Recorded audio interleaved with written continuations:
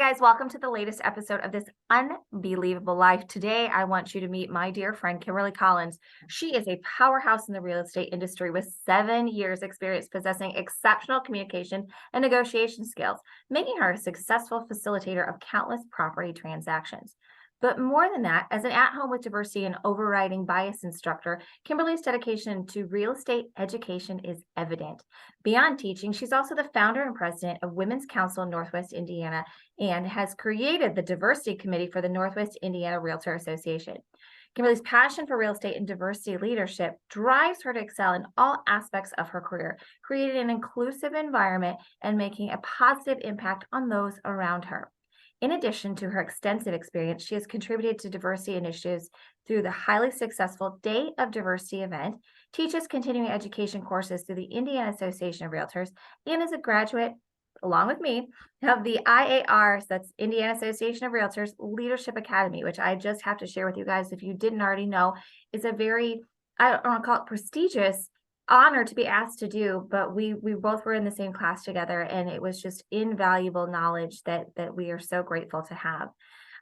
So that being in Leadership Academy further showcases her commitment to personal and professional development. With Kimberly as your facilitator, your panel on diversity with real estate professionals will be taught thought-provoking, informative, and inclusive information, benefiting from her unmatched ability to empower others and her dedication to creating an inclusive and diverse industry.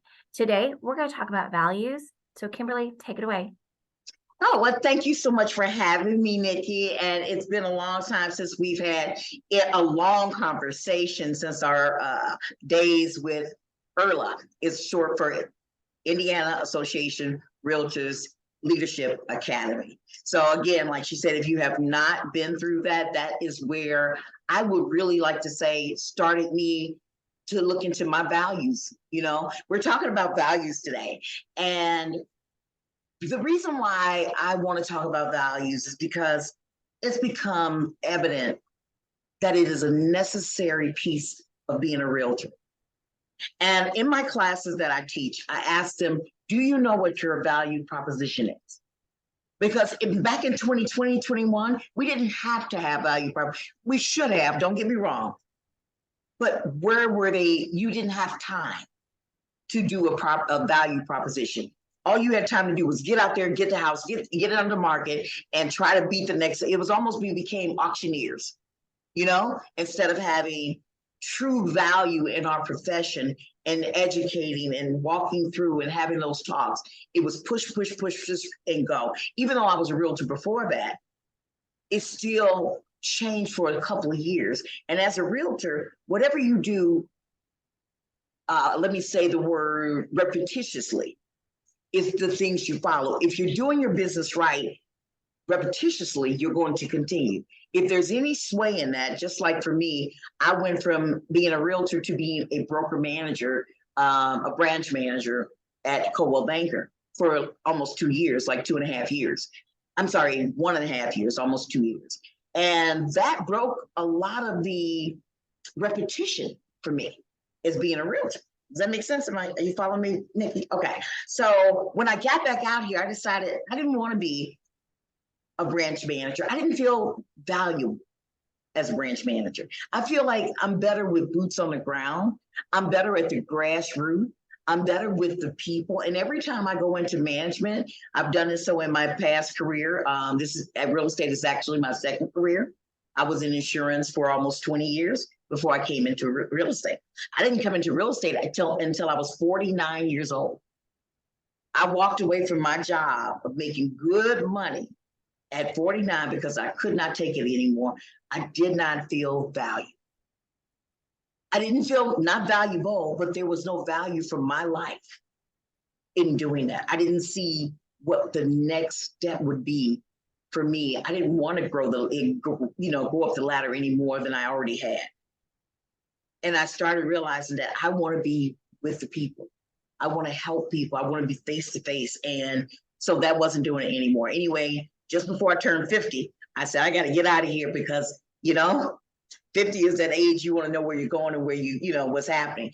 And so let's fast forward to values and valuables. So today in 2023, I talk a lot about knowing what your values are. Because in order to be a great realtor, you need to be able to talk about what your values are and find out what your client's values are. For instance, say your value is trust. Then I need to figure out how to build that trust with you, because that's going to change everything between us. If my value is respect, now you may think that means the way you talk to me, but even if you're late for something, that can make me feel like you don't respect me.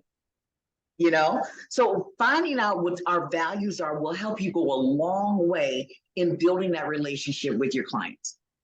So I was reading a book the other day, and with my book club, and it's called Heartwood, and it's The Art of Living with the End in Mind by Barbara Becker.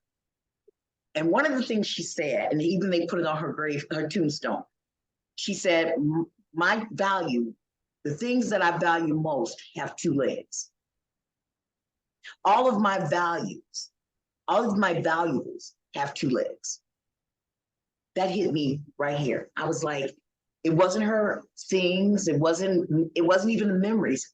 It was her family, her friends, and all those people in her life.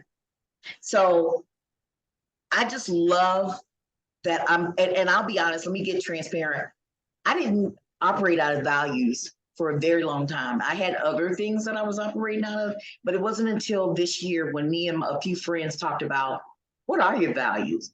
I had to dig them back up and start focusing on those. And I didn't realize how big and how detrimental they are to having when you're in real estate. Well, I love it. I know in our class, we talked about, having those mission statements, those vision statements, and those value statements. And that's something that I did go back and do for my new website and for my personal business.